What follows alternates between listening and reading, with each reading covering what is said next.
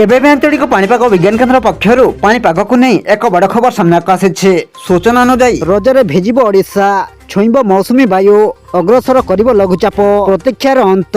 केरल रे प्रवेश करिछि मौसुमी। आगामी 2 रु 3 दिन भितर महाराष्ट्र, आंध्र, कर्णाटक, तमिलनाडुर किछि अंश छुई पारे। तेबे ओडिशा रे मौसुमी आगमन को अपेक्षा करि रहिछन्ति राज्यवासी। तेबे आसंतु आजिर पाणीपाग विस्तृत खबर पर नजर पकाइबा, किंतु ता पूर्वरु वीडियो को गोटे लाइक करंतु एवं वीडियोटी को आपण मानक सांगसाथी मानक बहु मात्रा रे शेयर करंतु। जदि आम चैनल रे आपण प्रथम थर वीडियो देखुछन्ति ताहले एबे ही चैनल को सब्सक्राइब करी पाखरे थिबा बेल आइकन को प्रेस करी ऑल नोटिफिकेशन को ऑन कर रखंतु, जहा द्वारा आगो को एमिति पाणीपाग संबंधी लेटेस्ट अपडेट आपण माने सर्वप्रथमे आम चैनल माध्यम रे पाई परिबे। पाणीपाग विशेषज्ञों कहवा अनुसार जून 12 तारिख बेलू उत्तर बंगोपसागर रे एक घूर्णिबड़ किंबा लघुचाप सृष्टि होई पारे। यह मौसुमी को अग्रसर करिबार सहायक हेबो।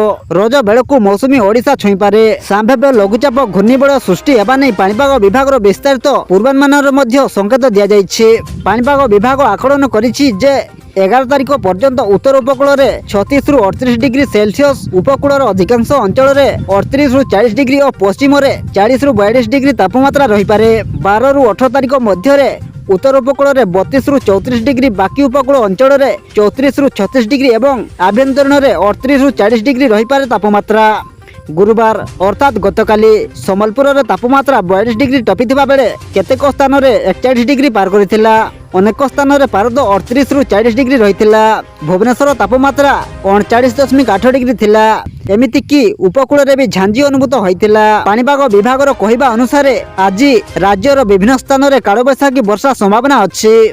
आपण मानक अनुरोध एथि प्रति सतर्क रुहंतु।